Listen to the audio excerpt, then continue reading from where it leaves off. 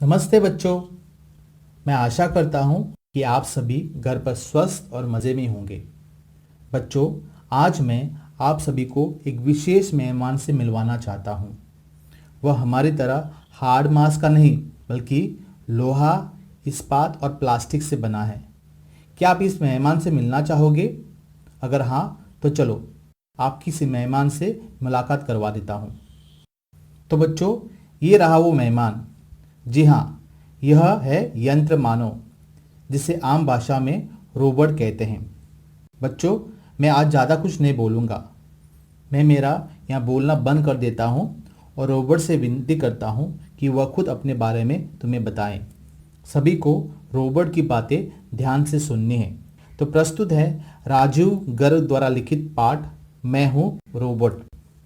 तो चलो रोबोट, आज तुम अपने बारे में विस्तार से हमारे 7वीं कक्षा के बच्चों को बताओ। हेलो बच्चों, नमस्ते। मैं एक यंत्र मानव हूँ। आम भाषा में लोग मुझे रोबोट कहते हैं। मुझे देखकर आपको हैरानी होगी कि मेरा रूप, रंग, आकार और शरीर तुमसे नहीं मिलता। फिर भी मैं तुम्हारे जैसे बहुत से कार्य कर सकता हूँ, और वे भी जो तुम नहीं कर सकते। मेरा शरीर हार्ड मांस का नहीं बल्कि लोहा, इस्पात और प्लास्टिक से बना है। मेरी भी टांग, भुजा और अंगुलियां हैं, लेकिन मेरे सभी अंग धातुओं से बने हैं। निर्जीव होते हुए भी मेरे सब अंग तुम्हारी तरह काम कर सकते हैं। मैं चल सकता हूँ, उछल सकता हूँ और कूद भी सकता हूँ।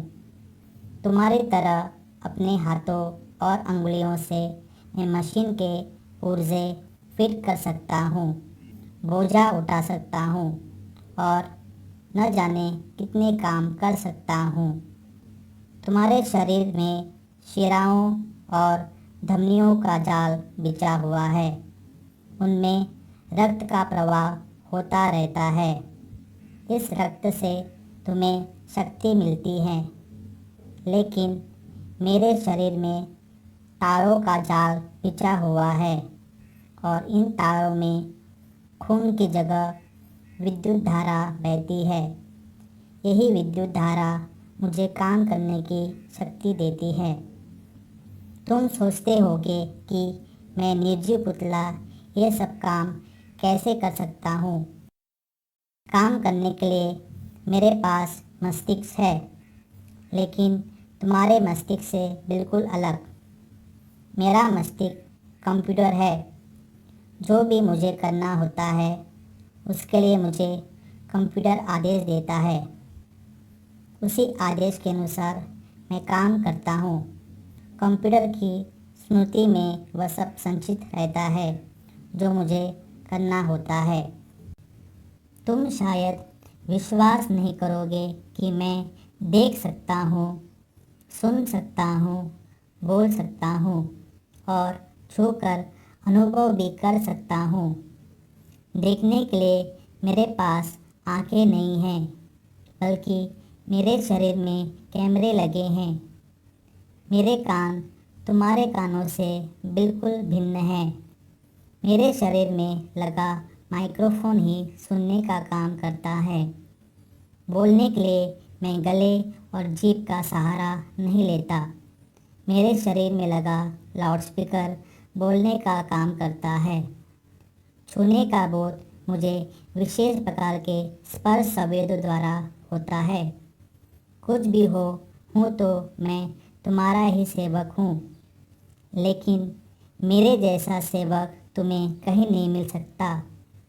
मैं भूखा, प्यासा, बिना कुछ खाए पिए, सर्दी और गर्मी में बिना थके और बिना उबे अकेला ही काम करता रहता हूँ। तुम जब तक चाहो मुझे काम में ले सकते हो। काम करने के लिए मुझे बर्फीली ठंडक में भेज दो या पसीना लाने वाले तेज़ गर्मी में। मैं दोनों जगह एक जैसी गति से काम कर सकता हूँ।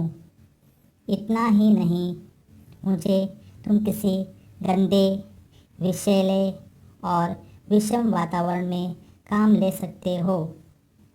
मैं बिना छू चप्पर किए तुम्हारा काम करता रहूँगा। मैं तुम्हारा ऐसा आज्ञाकारी सेवक हूँ जो बिना हिचक और विरोध के काम करता है। मैं अकेला ही 20-25 मजदूरों के बराबर काम कर सकता हूँ। अब मैं तुम्हें उन कामों के विषय में बताता हूँ जो कोई भी हाड़ मांस से बना मजदूर नहीं कर सकता, लेकिन मैं कर सकता हूँ। मैं सुलगती हुई भट्टी में हाथ डालकर लोहे की तपती हुई लाल सलाखों को अपने हाथों से पकड़ सकता हूँ। ऐसा करने पर मेरा हाथ नहीं जलता। यदि किसी भवन में आग लग जाए तो मैं बिना डरे और घबराए आग बुझाने के लिए उस भवन में प्रवेश कर सकता हूँ। वहाँ फंसे लोगों की जान बचा सकता हूँ।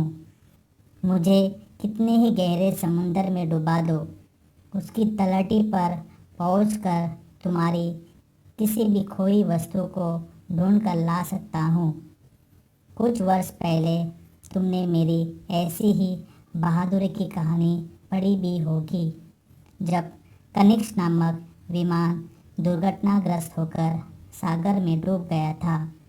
तो वो मैं ही था जो उसके मलबे को समुद्र की तलहटी से बाहर निकालकर लाया था। मनुष्य अपनी बुद्धि के बूते पर चंद्रमा की सतह पर जा पहुंचा है। मैं ही उससे पहले चंद्रमा की सतह पर जाकर वहाँ की मिट्टी खोद लाया था। चंद्रमा तो चंद्रमा, मैं तो मंगल ग्रह पर भी जा चुका हूँ, वाइकिंग प्रोब में, जो मंगल ग्रह के अध्ययन के लिए अमेरिका ने भेजा था। उसमें मैं ही था। मैंने ही मंगल ग्रह की सतह पर जाकर वहाँ की लाल मिट्टी खोदी थी और उसका परीक्षण करके पता लगाया था कि मंगल ग्रह पर कोई जीवन नहीं है, जिस प्रकार से हमारे पृथ्वी पर है। यह तो ठीक है कि मैं चल सकता हूँ, हाथों से काम कर सकता हूँ, देख सकता हूँ और वस्तुओं को छू सकता हूँ, लेकिन अभी मैं गंध का अनुभव नहीं कर पाता हूँ। यदि तुम चाहो कि मैं बगीचे से फूल तोड़कर लाऊं, तो यह काम मैं कर सकता हूँ, लेकिन कौन सा फूल, गुलाब का या गेंदे का, यह मैं नहीं चुन सकता हूँ। मेरी उंगलियों में और हाथों में कई प्रकार की गतियाँ हैं, लेकिन अभी तुम्हारे हाथों की उंगलियों की गतियों से कम है। चाहे कुछ भी हो, मैं तुम्हारे द्वारा बनाया तुम्हारा ही सेवक हूँ। आने वाले कुछ वर्षों में मैं तुम्हारे काम का बहुत बोझा कम कर दूंगा। मेरी सहायता से तुम्हें सप्ताह में 40 घंटे काम नहीं करना पड़ेगा। तुम्हारा काम करने का समय मैं कम कर दूंगा। मेरी सहायता से तुम भविष्य में छुट्टियां भी अधिक ले सकोगे।